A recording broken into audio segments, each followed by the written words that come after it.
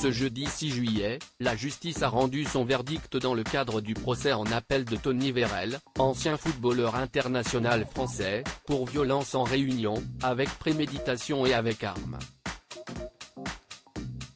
Il figure parmi les nombreux footballeurs à avoir eu des ennuis avec la justice.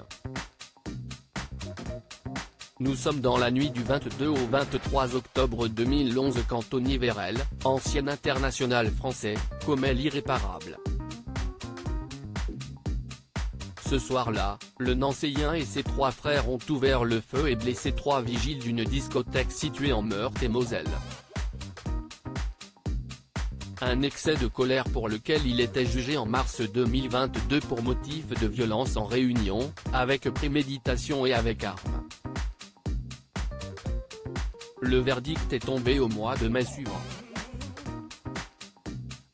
Dans cette affaire, Tony Vérel a été condamné à 5 ans de prison, dont 2 avec sursis, soit 3 ans de prison ferme.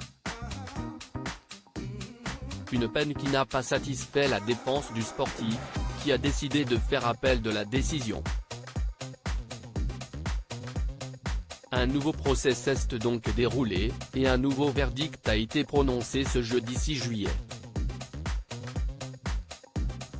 Tony Vérel a toujours clamé son innocence de son côté, Tony Vérel a toujours clamé son innocence ainsi que celle de ses frères. Selon leur version, évoquée par nos confrères du Parisien, les 2 jeunes frères du sportif auraient été expulsés de la fameuse discothèque, puis violentés par les 3 vigiles. Le trio serait ensuite revenu sur les lieux.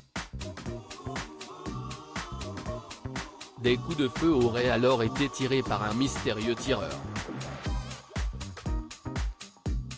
Une version qui ne semble pas avoir suffi à convaincre le juge qui, lors du procès en appel, a décidé d'imposer la peine de 18 mois de prison ferme à Tony Vérel.